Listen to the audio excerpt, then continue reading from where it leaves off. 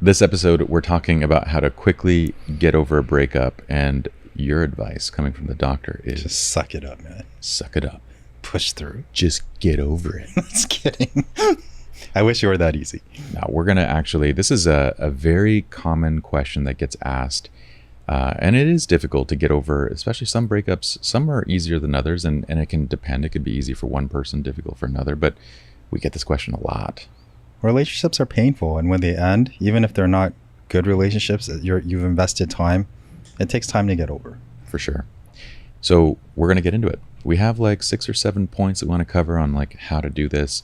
Why don't we start with a quick little introduction? Welcome to 12-Week Relationships. This is your place for better relationships in weeks, not years. My name is Pye. I'm Dr. Glen.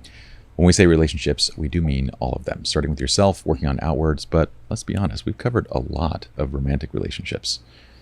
Yeah, because it's important. It's a hot topic. Yeah, I mean, it's the best space for me personally, I feel like, for you to do the best work on yourself. Yeah. So we're talking, I guess, from, our experience in terms of like when getting into the subject of how to quickly get over a breakup. Most people, and I would say probably 80-90% of the time, people are going to be talking about a romantic relationship that they're breaking up from. Although in quite a few instances, it's not unusual to experience the similar effects from a friendship. Being like, if you're close with somebody and that relationship gets broken off, it's the exact same feelings to a lesser degree. Oftentimes it can be worse though, because if you have a long history with that person, it's like a family member sometimes. So like that's a huge loss. So while we typically would receive this question in the format of like romantic relationships, what we want to do in this podcast and the discussion is kind of give you a framework, a process that you can apply to really any relationship. Yeah, I mean, it doesn't mean like it's easy, but it just makes it easier to go through the process. Okay. Number 1, cocaine is a hell of a drug. Rick James. Give it to me, baby. Right? That whole thing, right? Well, you wrote to treat the relationship like you're breaking an addiction to a drug. Yeah, I mean, like, any person that goes into like inpatient drug treatment, if you ever watch that show Intervention, what do? They take them away and they have to go away. I've never watched that show, but now I want to. Yeah, and then they take them away and then you have to go away for 30 days because those first 30 days are the most important because you got to clean your body out, you got to get clear, reset your brain, reset your body. And so basically, you with the breakup too, because you may want to go back or you want to reconcile, the first 30 days, you got to treat it like a drug. I got to break my addiction and I just had to get myself right. Yeah. That's a fascinating one because what do you want to do when somebody cuts off a relationship with you? The feelings of withdrawal. I've never used cocaine, but I only know that it's similar to cocaine because we have studies that say like, cocaine and the love drug both respond identically in the brain, right? Oh, absolutely. The neurochemical response from love versus cocaine are very similar. Natural cocaine. It's your natural cocaine. So you feel that excitement, that rush, the energy, all of that kind of stuff. And this happens for kind of, every type of relationship, just to different degrees. But when you take it away, there's that withdrawal, the low energy, the not feeling like doing anything, the all of it. Like you can even feel sick to your stomach. Yeah, I mean, the analogy here is like if I'm addicted to a drug and you're asking me to problem solve my life while on an addiction, I'm going to make really bad choices. For sure. So similarly, if you're in pain, just like you're withdrawing from that relationship, in that problem solving space, you're not going to make really good decisions. For sure. And the instinct when you're in withdrawal, this is where the 30 days is critical. The instinct is to use a hit. To get that high again. I need a hit, yes. Just a little bit. Yeah, I need to go talk to that person again. We need to reconnect. Yeah. In the context of a relationship, your hits are texting, calls, stopping by their house. Yeah. I just need to drive by. I don't even need to like say anything. I just need to drive by. I just need to know that they're still there. I know. I left one message. I'm just going to leave another one. Yeah. I've only left 10. I don't. Maybe they're not home or whatever the case. It's just an email. We're not talking. Yeah. I'm just liking their Instagram post. It's okay. Yeah. We're not actually like, we're not staying in touch. All of it are hits. Addiction. That's what you got to get over.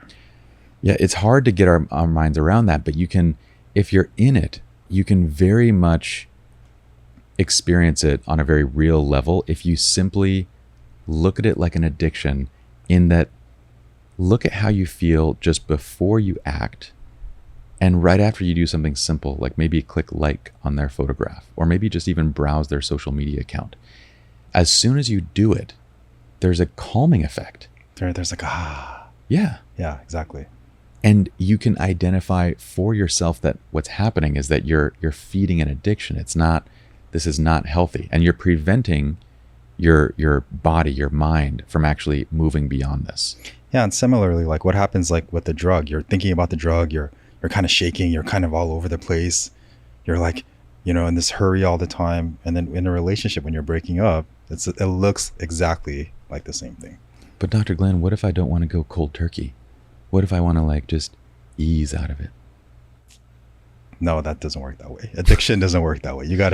If it's a good idea to talk to that person later, you can do it later, but do it in a clearer mind. But if we're talking about alcohol and you're addicted to alcohol, you have to wean yourself off it or you can literally die. Yeah, but then that's you take what's known as anabuse, right? So if you have there's anabuse that helps you control that addiction to alcohol. So if you take it, then you throw it up, right? So similarly, we're going to be the anabuse and say, do not contact. We're going to take your phone. We're going to be your physical anabuse and say, no, do not use.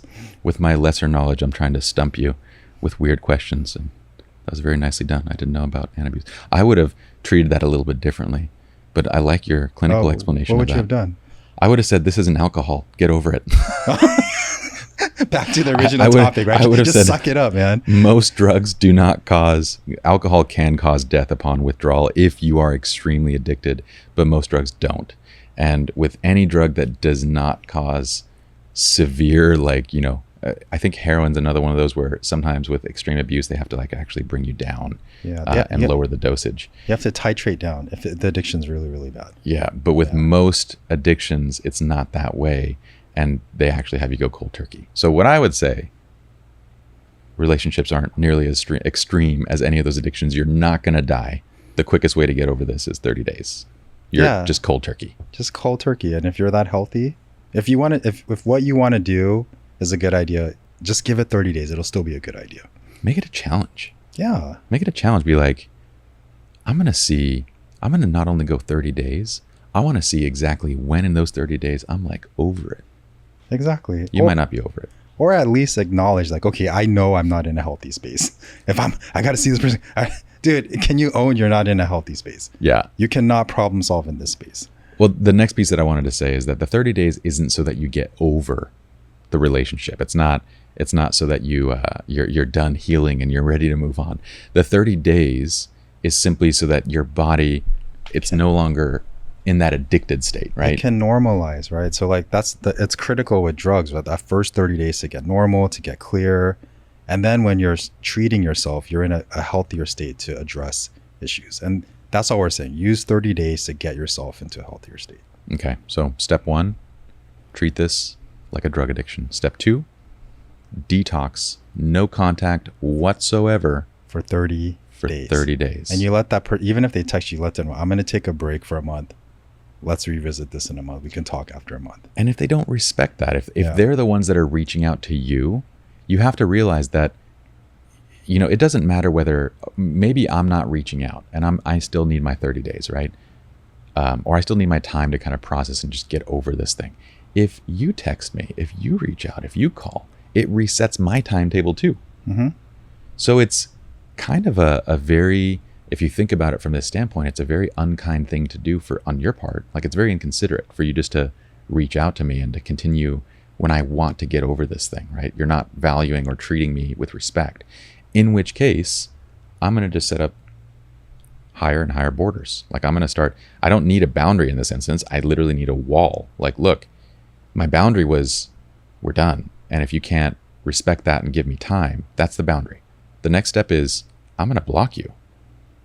Yeah, because if I'm stalking you or I'm constantly pursuing you, that's a sign that I'm definitely not in a good space.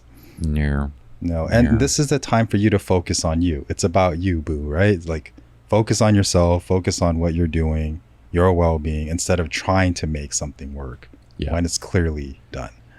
Then there's the forbidden question during this phase of breaking up. You know what I'm going to say?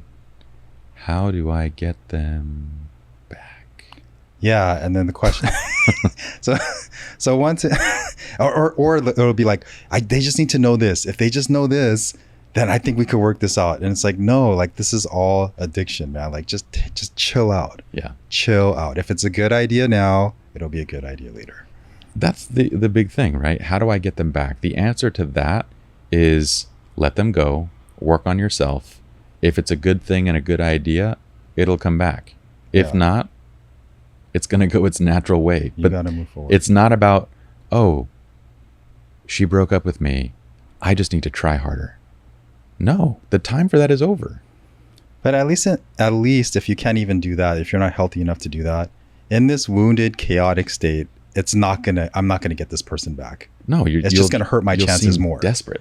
Yeah. So in the least, if my goal is to get this person back, at least I got to get myself in a much better space to deal with this, to try to work this out. And here's the flip side of this too, is if you struggle with step 1 and step 2 of this, if you're constantly asking like, how do I get them back? And what do I need to do? And all this kind of stuff, then I'm going to say something I wish my father would have told me, which is, why are you chasing somebody that doesn't want you?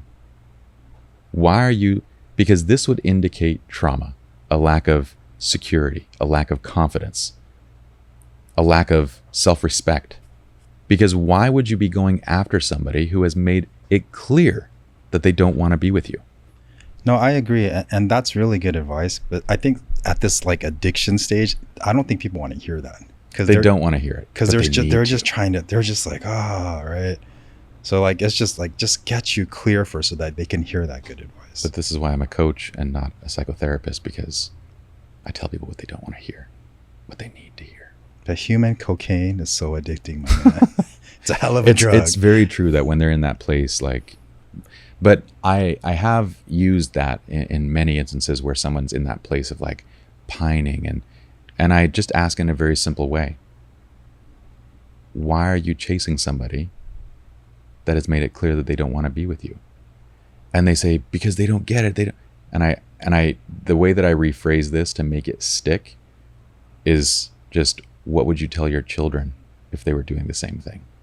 That's what makes it click for them, is they're like, oh, yeah, I wouldn't want my child to like chase somebody that doesn't want them. And I go, okay, can you give yourself the same advice? Can you love yourself enough to do the same thing? And then they usually that's pretty loving, come man. around a little bit more. That's really loving. I try not to be like a dick, like when I'm talking to somebody directly, just with you. No, I appreciate. I've noticed that, man. Mm-hmm. I get the special treatment. Yeah. Okay. Number 3, put away any reminders of the relationship, right? Yeah, like put photos away, clear things out, and then oftentimes people will like go down memory lane and look at the photos and like, oh, I remember this time. Do not do that. Just put everything away. Yeah. Just be very deliberate and just clean everything, clear everything out, and just box it and just move on. So don't use this time to reflect. Once again, the 30 days is just about getting clear, taking immediate action, and just getting yourself in a better space. Yeah, we have to think of those things as hits too, right? Yeah. I mean, if we go back to, we started with treat this like a drug addiction. If we go back to that, I mean, what we're saying is, don't reach out to your drug dealer, whoever that was.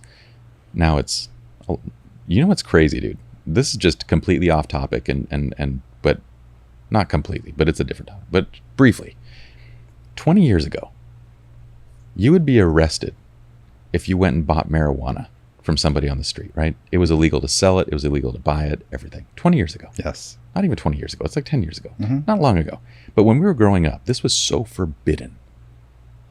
And now, Postmates. There is a version of Postmates for every drug, well, not every drug, but for weed maps, where you can order it and have it delivered straight to your home. And then there's edible versions. You can eat it. It's expanding. That blows my mind that 20 years ago, this could have been one thing and be so taboo. And now we're here. But anyway, I thought of this because the ways that we'll be looking for drug dealers in the future is very different. I thought the analogy, I was like, where are you going with this analogy? Are we gonna open up like relationship cannabis stores? Like, I don't know, like, where's this going? There was literally no tie to our conversation whatsoever. I just thought about, the analogy of like, don't go looking for your drug dealer. And then I was like, let's go on a tangent. Okay, but don't go looking for your drug dealer. And in this case, that would be equivalent to going and actually trying to meet up with your ex, right? Don't go looking for another hit. And this would be maybe using your leftover stash, whatever you got left in the house, that kind of stuff. That would be equivalent to like going onto Instagram, sending text messages, emailing, trying to these ways that we think are less sinister, but it's really the same thing. And then the other is like, put away anything that reminds you of that. And what would be said in like any sort of AA type program is you need to disconnect yourself from the friends, from the people that would put you in that place, right? And this is the same thing, disconnecting yourself from the memorabilia, from the photographs, from everything that puts you in that place. And it sounds cold, like, oh, you're asking me to close this chapter. No, you can revisit it later, but just not right now. Yeah, we're not saying delete and burn it all. Yeah. We're just saying put things away now. Put it away for now, and let there be a little bit of time. And then wait 10 years when there's a love dispensary that Postmates will deliver. On a love dispensary. Okay. Yeah. Something like that. Yeah. I'm trying to bring it back. I was thinking about the burning scenario. I mean, if it's a really bad breakup, like there can be a little bit of like catharticness in burning everything. Oh, yeah. There's closure, that whole thing. It's a beautiful thing. Yeah, it is a beautiful Just don't burn your house down. Man. No, do it safely. Do it. Burn safely. Yeah, I agree. Yeah. Burning can be nice. But you know what? If it's a good relationship, it's something that you valued, but it's over, save it. It's a chapter of your life, but you don't need to look at it for a while. Yeah, I agree. Okay. Number 4. You just go back to the basics of good health. So exercise, eat well, reclaim your independence, do things that you did before the relationship. Just start taking good care of yourself, man. Can I add to this? Yeah. Is this not cliche that when people go through breakups, suddenly you start noticing that they get fit again? What's really funny is that this is one of the characteristics among the 500 case studies that I was going through. I was able to start identifying people that were having relationship troubles by one person starting to get really fit in the relationship. Is that not unusual? That's a good point, because they're motivated again. Because they're kind of like they're piecing things together, figuring out what they value, getting things on straight. And then usually what happens is they start getting in shape, they're doing good, and you see the other person stagnant, and it goes that way for a few years, however long it might be. It could be months, it could be years. And then suddenly 3 years, 4 years down the road, we're getting divorced. And I'm like, Judas Priest. It's recognizable in every one of these instances. And then you have people that break up from a relationship, and they just start getting in shape because they want to go and look for the next person, right? So what I want to add to this is that taking care of yourself is great, and it is step number 4. But how about you make it a priority and make it a lifestyle this time? Anyway. So just do it anyway. Continue it. Agreed. Don't stop the next time you get into a relationship. Like, bring it back and keep it. No, I agree. But I mean, what about the people that do live a healthy lifestyle, but then the breakup is hurting, and then they go to they want to drink or they want to overeat? I think just really go back to your routine of health. For sure. And just focus on that and make sure that you're taking good care of yourself. For sure. In that instance, for sure. I guess I'm speaking more to the people that it's like they're fit and healthy outside of relationships and they're unhealthy inside of them. And it's like, this time, just stay. But yeah, if you feel the inclination to go and drink and to go and go off the rails, this is one of the most difficult things, because eating is cathartic so in the moment. It's so comforting. Like people say, it doesn't talk back to you. It's like a hug inside. It is like a warm hug inside. Yeah, it tastes good. Until you take too much of it. And you start feeling too much of it. You're like, ah. Right? And it's not like a warm hug anymore. No, it's not. It's anymore. It's warm something else that is going to come out both sides. Yeah. Thanks for that visual, man. I was trying to say what it is, but without saying it type thing. It's playing into trends, dude. TikTok trends. Well, it just seems like you're playing out the dispensary thing. Like you do Postmates, you overeat. It comes out both ends, right? That's where this is going, bud.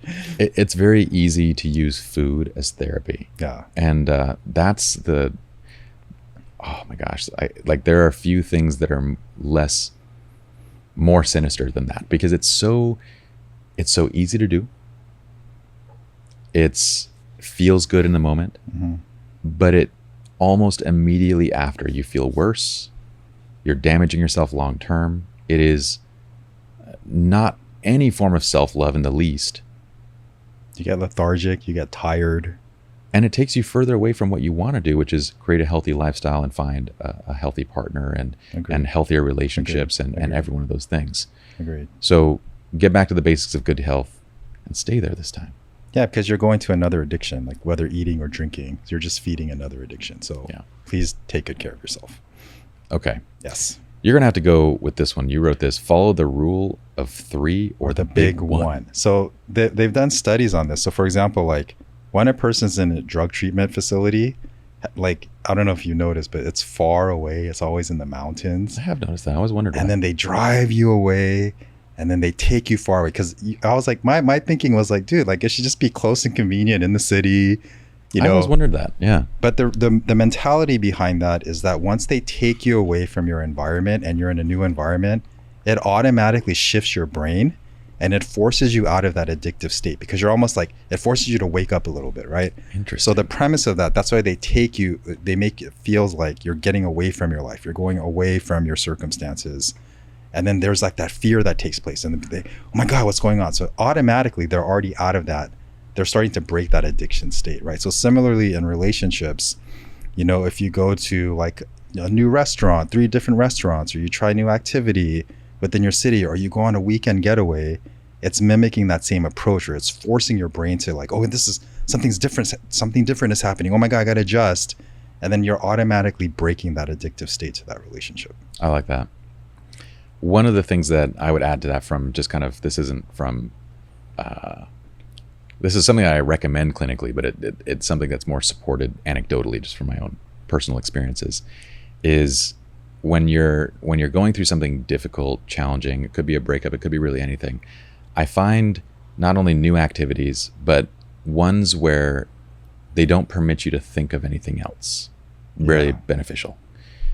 Examples of that could be like, I mean, there's extreme examples. Like I used to race cars, and when you're racing a car on a track, you can literally think of nothing else because fear of death. Yeah.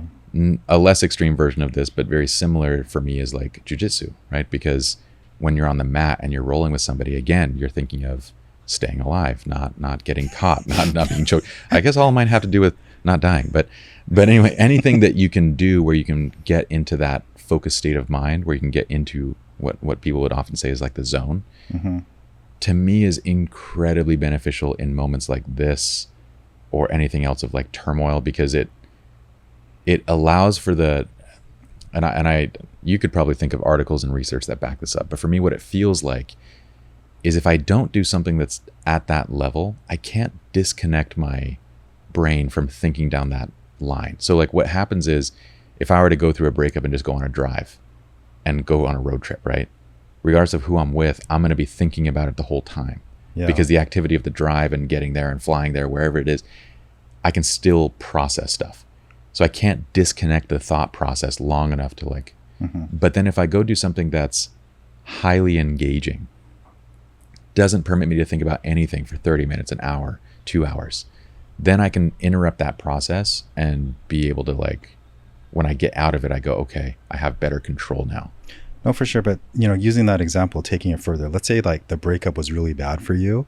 And then if you go to the same gym in the city, you might still think about that relationship, right? Oh yeah, especially if you went there together. Yeah, exactly, right? So then in this approach, it would be like, okay, what about the weekend? You drive, you know, to San Francisco and then train over there. So now you're in a new environment, new fantastic. people, new experiences, right? So you're doing something that you enjoy.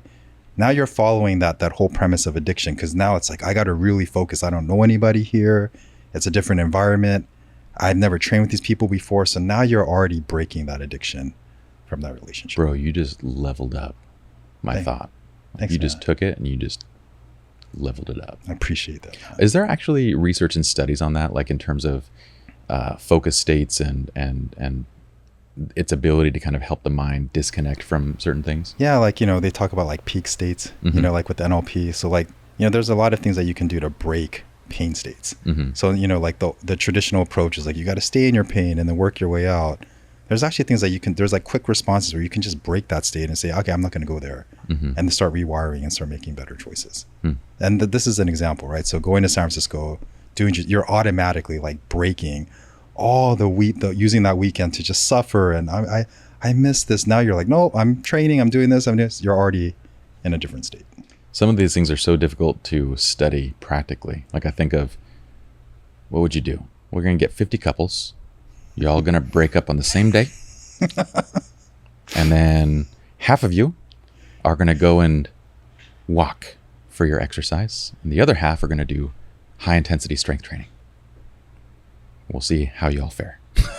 No, it's true. I mean, that's pretty accurate. It's difficult to like. It's pretty accurate. Like they'll be like, okay, so but it's nicer. They'll be like, okay, so you just do what do you normally do? You're gonna stay home. Just think about it at home. And this group, hey, take a trip over here, man. Like if you're lucky, you're probably in this group, right? Unfortunately, the control group, we're literally gonna tell them to do the worst possible thing. Just make sure you're okay. Just make sure you're okay, though. All right. Don't surround yourself with anything you could hurt yourself with. Yeah. But just stay in your house. This is for science. Okay. Just think about this for science. All right. So the poor control group. Okay. Yeah. Number 6. So, I love this one, dude. Everybody talks about, well, I need closure. Yeah. No, you don't. Closure does not involve the other person. It just involves having closure with yourself. That's the big thing, is that closure always, everybody thinks that closure involves the other person. It doesn't. That's so weird though. Why do we think that? Why can't we get our heads around that? So going back to the addiction component, right? Once your body feels like you need an external thing, then your pleasure sensors will turn on because it gives you a boost of energy in your brain. So pleasure sensors, like when you eat cake, dopamine. Oh, it feels so good. It's pleasure. The dopamine kicks in. Oh, I really enjoy this. But like when you're in a pain state or you're in a survival state, the pleasure sensors in your brain will turn on because like, oh, I need this in order to survive, right? Yeah. So if you tell yourself, I got to see Pye and I got to tell him how I feel so we have closure, and I keep telling my mind and body this, then the body's going to shoot pleasure sensors into me to try to get to you so that I can have that closure, because that's what I believe, right? Yeah. And it just keeps feeding. That's where like I got to call you. I got to do this. I got to leave messages. I got to email you. That's the pleasure sensors trying to get it solved in that way. One way that I feel like you can, yes, closure is you, not the other person. It's you in every single instance. But the way that I feel like this gets across best to people in terms of like playing it out is this analogy. So let's say that you're seeking closure because you don't know what I want you to say. So you're the one that's seeking closure. We just broke up and you're coming back to me looking for closure. And we're sitting here having coffee because we're going to play this out? We're going to play this out. Oh, okay, let me get to my method. Because what I want to demonstrate is how is anything that I'm about to say going to help you gain closure? So we're going to play it out in a few different ways. Okay. All right, cool. Number 1, sip my coffee. What's up, Pye? Why'd you want to meet, Glenn? Thanks for meeting with me, man. Yeah. Just tell me what's going on. I just realized something, right? Like it just came to me, man. I think that you're not understanding something. And I feel like if you understand this, then it's going to make everything better, man. Tell me, what is it? Yeah. So I think that, you mentioned about like my temper and I get angry and that, I was kind of blaming you for it. And I realized, no, it is me and I'm going to work on it. And I think you just needed validation for that. So I'm going to let you know that. And so I think we're good to go now. Yeah, you should work on that for sure. I don't want to be with you at all. You're just upset. I think that you're just upset. Glenn, I'm going to go. You literally are a piece of shit. I'm done. See, now you're taking the anger that I took to you and it's coming back to me. Bye. We need to Don't talk reach out this to me again. Okay, now let's play it version 2. Do it again. What's version? Oh, you're going to, okay. So Pye, I was thinking about it, right? I was really thinking about it. I know I have anger issues. You brought it up. I wasn't taking ownership. So I feel like if I take ownership for it, we can work this out. That is important. You should take ownership, but it goes far beyond that stuff. And I appreciate this, but I don't want to get back together with you at all. I think you're just upset. No, actually, I'm not upset at all. Like I wish you the best. And I don't mind meeting with you this once, but I don't want to talk again for a while. Like maybe down the road we can be friends and stuff, but I just need time. And so that's it. If we're done, we're done. And I'm going to go now. But what can I do? Nothing. No, I disagree. I think deep down, I think like you're just not hearing and you're not realizing, what's happening. No, that's why this is over, because you're not listening and you're not seeing what's happening. But again, maybe we can be friends down the road, Glenn, but don't call me again for a while. What could have happened? Version 3. Oh, there's a third version? Yeah, let's do it again. All right. I guess I just want to do version 3. Do version 3. I like rejecting you. Yeah, no, like I'm feeling the pain. I'm like, damn, I'm getting desperate. I'm like, okay, what can I do to get you back? But anyway. Okay, here's version 3. All right. We sit down, I sip my coffee. I feel like I'm done. Peace. Yeah, you're like, don't ever talk to me ever again. I literally just came to get my coffee. Now I'm going to go to a different coffee shop because you're here too. So bye.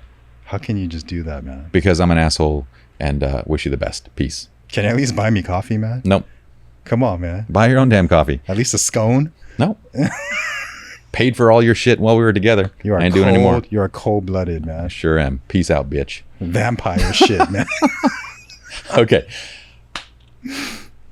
What I'm trying to illustrate, other than just having some fun, is that what could I possibly say that would make things better for you?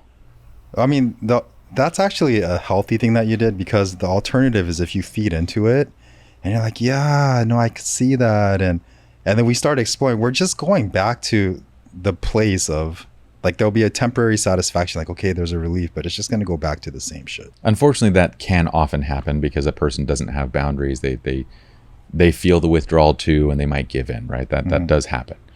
But I think in many cases as well, someone breaks that off and they do have a boundary. Like, I don't want to get back together with you. Like, I still care for you as a person. I'll meet to have coffee, or I'll call you on the phone, or whatever you want to get closure. Okay, they'll permit that, right? Even though they're not going to get back together with you. But my question is, what does any of it do for you? Well, that's what I'm saying. So like, for me, the pleasure sensor is the addiction to constantly chase you, because I'm telling myself that you are the key to have closure. Once I make the decision and like, no, you're not the reason, right?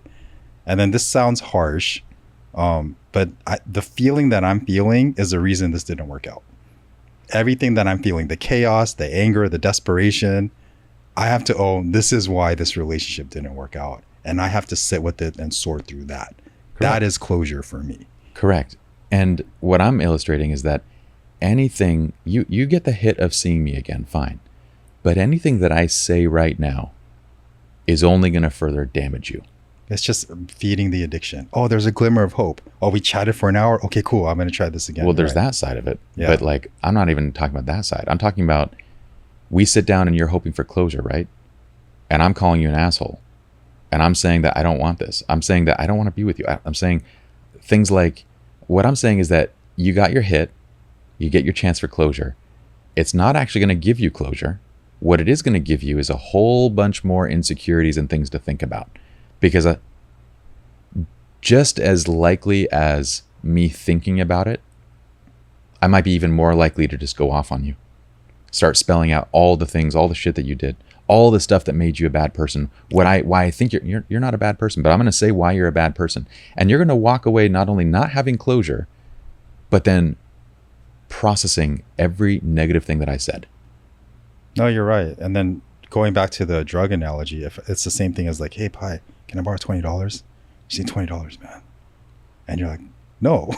Right? Yeah. Well, I mean, I would go to our drug analogy and say like, this would be going to your drug dealer to get your hit and then him lacing your drugs with something that's incredibly toxic. It's even worse than the drug, because now you walk away with your hit, but then you're also walking away with this toxicity that you have to like now process. And what we thought was closure ends up being so much worse. Yeah, you're just feeding that addiction more. Yeah. Yeah. Anyway, that was the side of it that I was like, okay. I'm still processing the rejection, man. Sorry. I don't know if it was actually helpful. I'm still in shock, man. I'm still in shock. So. Yeah, I don't know if anyone actually benefited from this. I did personally, because I got to say a bunch of shit to you that I really wanted to say. But I'm going to work on myself, all right? I'll stop calling, man. I'm going to work on myself. You're an amazing guy. But again, just illustrating, closure is inside. You don't need anybody to help you with that other than you. Yeah. You are your own closure. last piece is to be dialectical. That's what I was doing to you.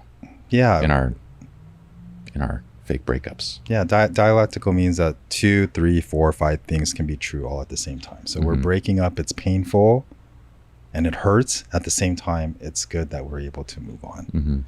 Right. So it's just putting things in perspective instead of all or nothing. Like we either stay together or my life sucks. This hurts. It sucks, but we can move on and we can make this better for ourselves.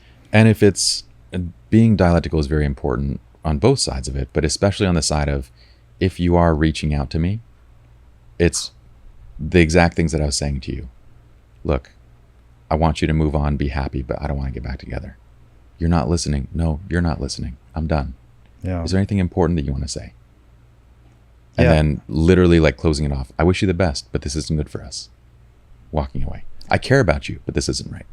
Yeah. And it sounds harsh, but you're doing me the ultimate favor because you're just being short.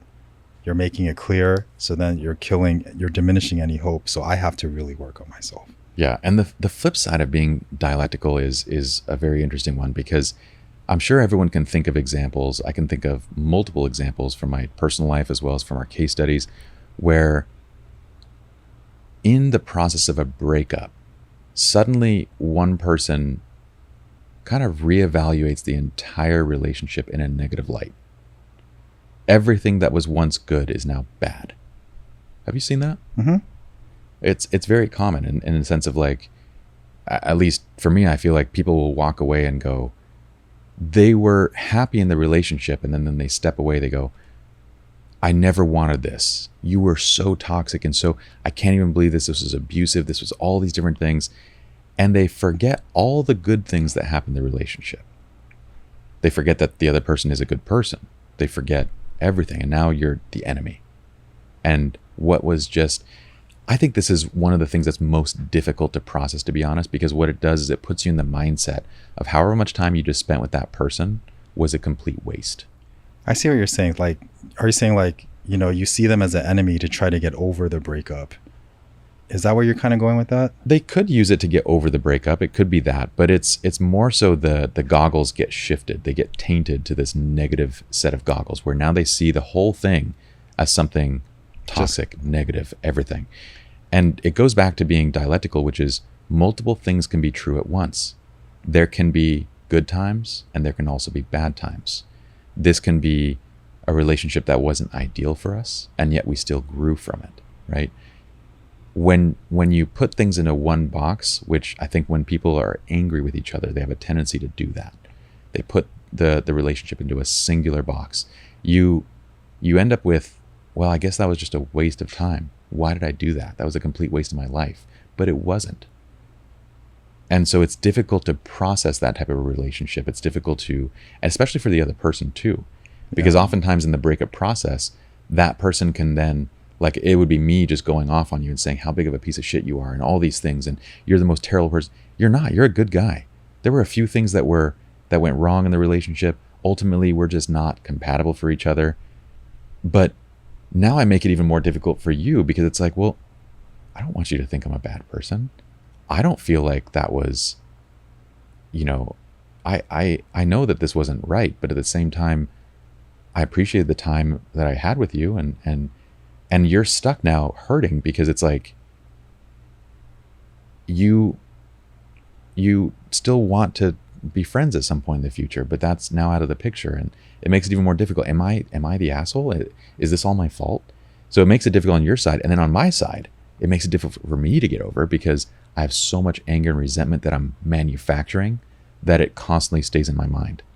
Yeah, and I feel like on both sides, like, you mentioned being dialectical, like dialectical in the sense that we're not where we were before, we're not where we're going to be, we're in this middle phase, and this is like the most painful phase, right? Because it's scary, you're unsure, you're processing, you're mourning, you're trying to move forward, and that's why, like, it's okay, and you're seeing all perspectives, but you're moving toward getting better. For sure. Yeah. So to me, dialectical means, again, avoiding binary thoughts. Like, this was all bad. It's not either all bad or all good. All good. I wasted my life. Correct. You can't do that. No. And it makes it difficult for both sides to process and get over. And people will still people will be the one to break up. and still not be over it years later because they are so stuck in their anger and resentment towards something. In some cases, that anger, resentment is completely justified. In other cases, it's manufactured because this wasn't right and they had to manufacture this so that I could get over, but they haven't gotten over it. Yeah. And then just seeing everything in that limited lens, it's affecting their present life too. Yeah. Their present relationships are not working out. So yeah, it's not good. Awesome. You got anything else to add? I think that's it. I'm not breaking up with you. This is a See, now beautiful thing. you're just doing like this mind game thing, man. I'm confused. I'm bringing the chaos, bro. Bring the cannabis, man. Bring the That's cannabis. I need to smoke some weed now. We were at a low now. Let's go back to our high. All right, let's do it, man. Let's keep going. All right. We hope you all enjoyed the episode. If you did, there's a few things we'd love you to do. All of these examples are completely free. Honestly, it'd be a huge help to us if y'all jump onto iTunes and leave the podcast a review. Dr. Glen always says 5-star review, please. 5 stars. Yes. Please write something. We actually read every single one of them. Yeah, the comments are really nice. They're really cool. Yeah. And hey, if you're watching this on YouTube, give the video a like, subscribe to the channel. We'd love to see you back here. And in the meantime, though, we have an incredible newsletter. We're currently sending out newsletters once a week. These are handwritten messages that come from me and Dr. Glen from our clinical work, observations, everything. They're just tips and insights that will help you in all of your relationships throughout the day. I want to say throughout the week, but no, it comes once a week, but it will help you immediately. Just stuff for better relationships. And we also will notify you. So if you're interested in enrollment for group coaching, we will notify everybody through the newsletter when group coaching is available. We're currently in a program right now. We'll have another one. It's a quarterly program basically. And we also have a wait list that people can join if they want one-on-one coaching with Dr. Glen. I think that's it. Yeah, I think that's it. Okay. So meantime, though, you guys can comment on these videos, especially on YouTube. Comment below and let us know what topics you guys would like to hear about, what you thought about this video. We get a lot of ideas from the things that you guys share with us. And you can also do that just by Instagram, shooting us a DM, whatever you would like, wherever you would like. Talk to us. And thank you. And thank you. Yes. Peace.